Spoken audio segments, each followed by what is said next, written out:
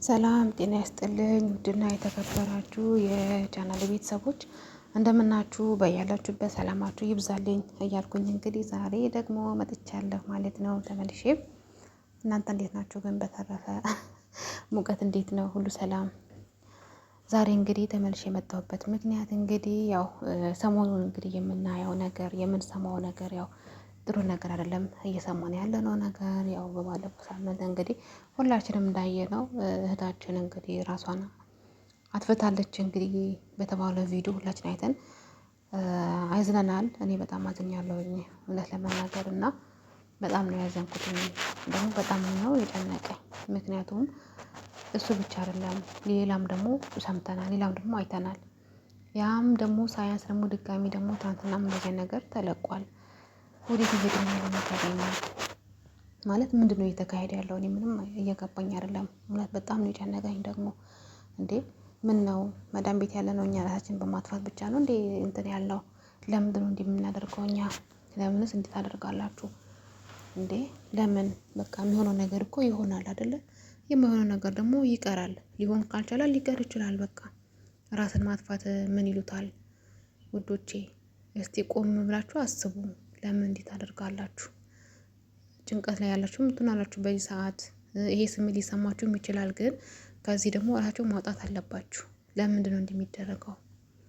እውነት እኔ አሁንስ እየፈራው ነው። በቃ ለምን ያው ጭንቀት ፈልጋችሁት አይደለም የምትጨናነቁት፣ ወዳችሁም አይደለም። ጭንቀት አታስቡ እንትን ይላችሁ ይችላል። ግን ይሄ ነገር እንዲህ መሆን የለበትም።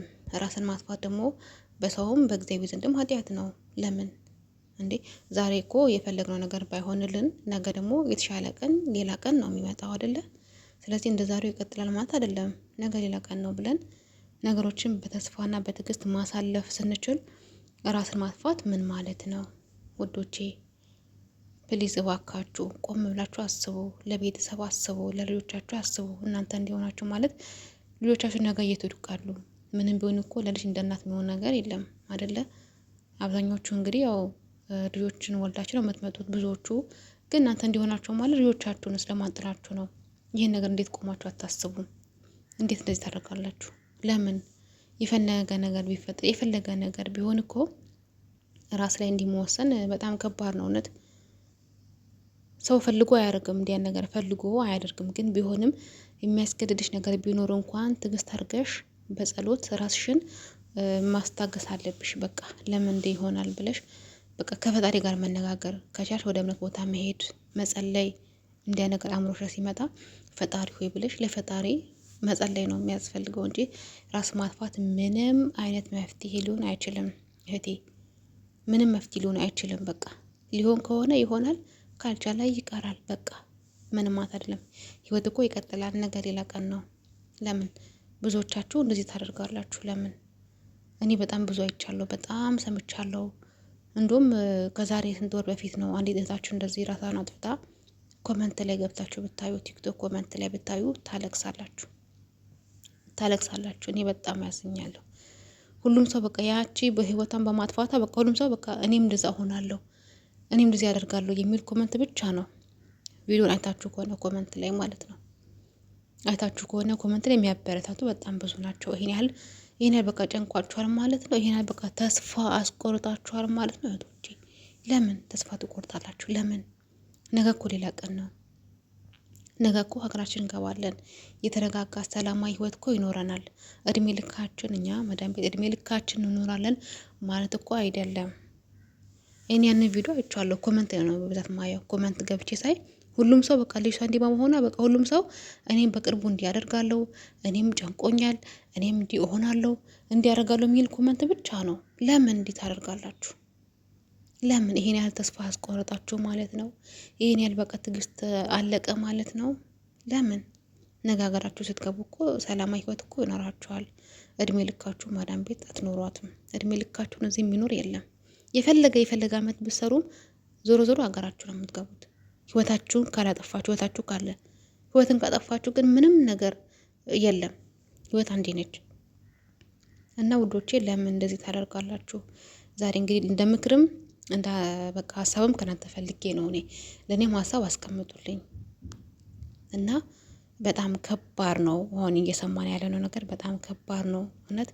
እኔ በጣም እኔ እንጃ በስመ አብ ለመንፈስ ቅዱስ ያ ነገር ቢሰማችሁ ወደ እምነት ቦታ መሄድ፣ ወደ ጸሎት ቦታ መሄድ፣ ሙስሊሞቹም ዱዓ ማድረግ በቃ ፈጣሪያችሁን በየእምነታችሁ ፈጣሪያችሁን መለመን እንደው ከዚህ ጭንቀት አውጣኝ ማለት ነው እንጂ በዛ ጭንቀት ተገፋፍታችሁ በዛ እንትን ብላችሁ ራሳችሁ ማጥፋት ይሄ ተገቢ ሊሆን አይችልም። በሰውም በእግዚአብሔር ዘንድም ኃጢአት ነው እያስቀመጣችሁ ያላችሁት። እናንተ እንዲሆናችሁ ማለት ቤተሰቦቻችሁን አስቡ፣ እስቲ ልጆቻችሁን አስቡ፣ ቤተሰብን አስቡ ምን እንዲሆኑ እንደሚችሉ። እንዴ ልጄ በሰላም ትመጣለች ከሀገሯ ወጥታ በሰላም ትመጣለች ብሎ እነሱ ሲጠብቁ አንቺ እዚህ ራስን አጥፍተሽ አስክሬን ሲል አስቡ። ለቤተሰብ ሊያገር እሳት እሱንም እፎይ ሳትሉ አረፍ ሳትሉ ማዳም ቤት እድሜ ልካችሁን ሰርታችሁ ያን ሁላ ጊዜ ማዳም ቤት ሰርታችሁ አንድ ቀን አረፍ ሳትሉ ህይወት ማጥፋት ምንድን ነው? እኛ ህይወት እንዲህ ይቀጥል ያለው ማን ነው? ለምን እኛ ነገር ህይወት አያምረንም እንዴ? ለምን እናጠፋለን? እንደዚህ ለምን እንሆናለን? እና እባካችሁ ውዶቼ እባካችሁ ለራሳችሁ አስቡ። በቃ አስቡ፣ ለቤተሰብ እንኳን አስቡ፣ ለልጆቻችሁ አስቡ። እናንተ ሞታችሁ ማለት ልጆቻችሁስ ምን ይሆናሉ? እስቲ ይሄን አስቡ እንዴ! ይሄን አስቡ። ለምን እንዲህ ይሆናል? ቤተሰብ በእናንተ ጭንቀት እንዲሆኑ ድጋሜ ደግሞ እናንተ ህይወታችሁን አጥፍታችሁ ደግሞ በእናንተ ጭንቀት ደግሞ ሌላ ሸክም፣ ሌላ ለሀዘን፣ ለቤተሰብ ሌላ የእግር እሳት ነው የሚሆነው። ልጄ ከመቼ ትመጣለች ከመቼ አያታለሁ ብሎ ቤተሰብ በናፍቆት የሚጠብቀው እና ይሄን ነገር ከማድረግ ተቆጠቡ። እውነቴን ነው የምላችሁ። ዛሬ እንደ ምክርም እናንተ ደግሞ ሀሳብ አስቀምጡልኝ ለኔ ኮመንት ላይ፣ ምናልባት ሀሳብም ይጠቅመኛል። እና እንዲህ ማድረግ አግባብ አይደለም። በቃ ምናልባት ያው ማዳም ቤት ስራ ይከብድ ይችላል። ሁሉም ቤት ደግሞ ይመቻል ማለትም አይደለም። ብዙ ቤትም ያው እኛ ሰርተን አይተናል፣ ብዙ ቤትም ሰርተናል። ግን ያው እንደ ቤቱ ይለያያል። አንዳንድ ቤት ምግብ ራሱ ሊኖር ይችላል። በዛን ሰዓት ገዝተሽን ቢሆን በገንዘብሽ ገዝተሽን ቢሆን መጠቀም ይቻላል። ራስን የመሰለ ነገር እኮ የለም። አንዴ ከወደድሽ ነው፣ ከተሰበርሽ ተሰበርሽ ነው። በቃ ህይወት አንዴ ነች። ስለዚህ ይሄ ነገር በቃ እየተለመደ መጥቷል። እውነት እየተለመደ መጥቷል። በቃ በየቀኑ የምንሰማው ራሷን አጠፋች ነው የሚባለው፣ እንዲሆነች ነው የሚባለው። አሁን በቀደም እህታችሁን እንግዲህ በባሏ ምክንያት ነው ይባላል። እሱ እኛ በምን እናውቃለን? ብዙ ሰው በባሉ ምክንያት ብቻ ህይወቱን አያጠፋም። ወይ ባልየው የሆነ ነገር ስላደረገ ብቻ ሊሆን አይችልም። አንድ ሰው ህይወቱ ካለፈ በኋላ ነው ስለዛ ሰው የሚወራው። መጀመሪያ አናቅም አይደለ? ግን እውነቱ የሚያውቀው ፈጣሪና ፈጣሪ ብቻ ነው የሚያውቀው። ማንም አያውቅም እውነቱን። ስለዚህ እንዲያ ነገሮችን ከማድረግ ብንቆጠብ ጥሩ አይደለም። ለምን እናደርጋለን እኛ? እንዴ ቢጨንቀንም እኮ ነገ ሌላ ቀን ነው። ነገ ተስፋ ሰንቀን ነው እየሰራን ያለነው እኛ። ህይወታችን እዚህ ጋር ያበቃል ማለት አይደለም። በተለይ ደግሞ ኮመንት ላይ ደግሞ ገብታችሁ እንዲህ እንኳን አደረግሽ እኔም እንዲህ አደርጋለሁ እኔም ጨንቆኛል የምትሉ ሰዎች ፕሊዝ እባካችሁ ተረጋግታችሁ ለማየት ሞክሩ። እስቲ ቆማችሁ አስቡ። ለምን እንዲህ ይሆናል? ይሄ ነገር እየተለመደ መጥቷል። ብዙ እንግዲህ እየሰማን ያለ ነው። ብዙ ጊዜ እንግዲህ ራሳቸውን አጠፋው ሲባል ነው የምንሰማው። ለምን እንዴ ሰርተን ለፍተን አንድ ቀን ሳንኖርበት ህይወታችን አንድ ቀን እንኳን ሰላም ሳንኖር ለምን እንቀጫለን? ባጭሩ ለምን የጠበቀ ስማችን እኮ ሳምንት ነው የሚነሳው። በቃ በሳምንት ይነሳል። ከዛ በኋላ እንረሳለን። አለቀ። ለምን እንደዚህ ይሆናል ውዶቼ? ለምን? እና እባካችሁ ሁላችሁም እንግዲህ በያላችሁበት ጸሎት አድርጉ። እንዲያ ነገር ጭንቀት ራሱ ቢሰማችሁ ራሱ ማለት ነው ፈጣሪን በቃ ለምኑት። እውነት ወደ ሀገሬ በሰላም እንኳን ልግባ ብላችሁ ለምኑት። በቃ ፈጣሪ እሱ ይሰማችኋል።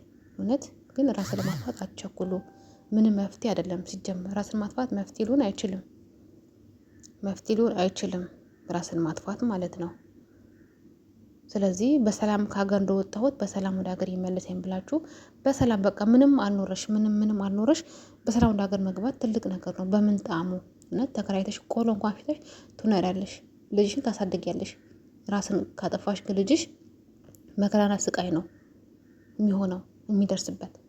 ምንም ባይኖራት እናት ለልጇ ምንም ነገር ማድረግ ትችላለች።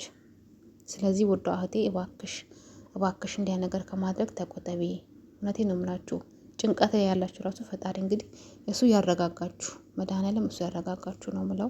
እኔ በጣም ነው እውነት በጣም ነው የተሰማኝ። በቃ ምክንያቱም በየቀኑ የምንሰማው ነገር ይሄን ነገር ብቻ ነው። እንዲሆነች ነው የምንሰማው። በቃ እንዲያደረገች ነው፣ ራሷን አጠፋች ነው የምንሰማው። ደህና ነገር እንኳን ሰምተን አናውቅም። ደህና ነገር መስማት ናፍቆናል። ለምን እህቶቼ ለምን እንዴት ታደርጋላችሁ? ከሀገራችሁ በሰላም መታችሁ በሰላም መመለስ አትፈልጉም? ህይወታችሁን አትፈልጉትም? ለምንድን ነው እንዲህ የሚደረገው? እና ባካችሁ ባካችሁ ራስን ከማጥፋት ምንም በቃ መፍትሄ አይደለም። ራስ ማጥፋት መፍትሄ አይደለም። ስለዚህ ራሳችሁን የምታጠፉ ፈጣሪ እንግዲህ ልቦና ይስጣችሁ፣ እውነት ልቦና ይስጣችሁ ነው የምለው። እንግዲህ በይሳት ጭንቀት ላይ ያላችሁ ካላችሁ እንግዲህ ፈጣሪ ከጭንቀታችሁ ያረጋጋችሁ ነው የምለው። እና ራስን ማጥፋት መፍትሄ ሊሆን አይችልም ውዶችዬ። እባካችሁ ተረጋግታችሁ ቆማችሁ ለማሰብ ሞክሩ። በቃ እኔ በጣም እንደውም ሪከርድ ተመልሼ ሪከርድ ያደርግ ካለሁት እንጂ መጀመሪያ በጣም ተናድጄ ነበር ሳወራ የነበረው፣ ግን ቆሜ አስቤ ነው አሁን ራሱ እያወራሁ ያለሁት። እውነቴን ነው የምላችሁ። እና ራሳችሁን ለመጠበቅ ሞክሩ። በቃ ቤቱ ባይመቻችሁ ራሱ እንደምንም ብላችሁ ኮንትራታችሁን 2 ዓመት ካጨርሳችሁ በኋላ ቤት መቀየር ይቻላል። አለቀ። ሌላ ቦታ ትገባላችሁ። አለቀ። ካልሆነ በቃ ወደ ሀገር መግባትም እኮ አንድ ነገር ነው። ወደ ሀገር መግባት በራሱ እኮ ትልቅ ነገር ነው እንዴ። ለምን ራሳችን ላይ እናጠፋለን? ለማያልፍ ነገር ስንት ሺህ ዓመት ለማኖር ነገር ለምን እናጠፋለን ራሳችንን? እንዴ የሰራንበትን እንኳን አንድ ቀን እንኳን አረፍ ሳንል ቡና እንኳን አንድ ቀን ሳንጠጣ አንድ ቀን አረፍ ብለን ከልጆችን ጋር እንኳን ከቤተሰብ ጋር እንኳን ሳንኖር ህይወት ማጥፋት ይሄ ለቤተሰብም ትልቅ ጭንቀት ነው፣ የእግር እሳት ነው የሚሆነው። እና ውዶቼ የባካችሁ አትጨናነቁ። በቃ የሚሆነው ይሆናል፣ የማይሆነው ይቀራል። አለቀ። ህይወት ግን ይቀጥላል። ነገ ሌላ ቀን ነው። ይህንን ሀሳብ ላይ ያደረጋችሁ ውዶቼ የባካችሁ የምትጨናነቁ እንግዲህ ፈጣሪ እሱ ከጭንቀታችሁ ያረጋጋችሁ ነው ማለት የምፈልገው። እንግዲህ ግድ ስለሆነብኝ ይሄ ቪዲዮ መስራት ስላለብኝ ነው ብዬ ነው እንግዲህ ይሄን ቪዲዮ እየቀረጽኩ ያለሁት ማለት ነው። እንግዲህ ውዶቼ እንግዲህ ሀሳብ አስቀምጡልኝ ኮመንት ላይ ሀሳብ አስተያየት እፈልጋለሁ። አስቀምጡልኝ። ከቻላችሁ ቪዲዮ ላይክ እና ሼር አድርጉ። አዲስ የሆናችሁ ለቤቴ ደግሞ ሰብስክራይብ እያደረጋችሁ ቤተሰብ ሁኑ። ነባር ቤተሰቦቼ ከልብ ነው ማመሰግነው ስለምታበረታቱኝ፣ ሀሳብ አስተያየት ስለምሰጡኝ ከልብ ነው ማመሰግነው። እውነት በጣም ቃላት የለኝም ለእናንተ። ሁላችሁንም አመሰግናለሁ። አዲስ ቤተሰብ መሆን ይቻላል። ሰብስክራይብ ያደረጋችሁ ሀሳብ አስተያየታችሁን ኮሜንት ላይ ማስቀምጡ። ለኔ የምትመክሩኝ ነገርም ካለ እንዲህ ነው ብላችሁ ደግሞ አስቀምጡልኝ። ከሰው ጋር መመካከር ትልቅ ነገር ነውና አስቀምጡልኝ ማለትን እወዳለሁ ውድ ቤተሰቦቼ። በተረፈ እንግዲህ ሰላማችሁ ይብዛ በያላችሁበት ሀገር። ያለንበት ሀገር ደግሞ እንግዲህ ይጠብቅልን ፈጣሪ። እንግዲህ ያው ጦርነት እየተባለ ነው እየሰማን ያለ ነው። እንግዲህ ሰሞኑን ዱባይ ላይ እንግዲህ ጦርነት አለ እየተባለ እንግዲህ ትናንትናም ትንሽ እንትን ነበረ። እንግዲህ ፈጣሪ ደግሞ ሰላሙን ያምጣልን ነው የምንለው። ሰላሙን እንዲሁም ጦርነት ነው አይደለም ራሳችን አጥፍተን ማለት ነው። እና እንግዲህ ፈጣሪ እንግዲህ የሰላሙን ጊዜ ያምጣልን፣ ሀገራችን እንግዲህ ሰላም ይስጥልን ማለት እወዳለሁ ውድ ቤተሰቦቼ። በተረፈ እንግዲህ ሰላማችሁ ይብዛ እያልኩኝ እንግዲህ ለዛሬ ያስኩት ቪዲዮ ይሄን ይመስል ነበረ። እንግዲህ በቀጣይ ቪዲዮ እስከምንገናኝ እንግዲህ ቸር ያቆየን ማለት እወዳለሁ ወዶቼ። አሁንም መልሼ የምነግራችሁ ነገር ራሳችሁን አታጨናንቁ፣ በቃ አታጨናንቁ ማለት እወዳለሁ። መልካም ጊዜ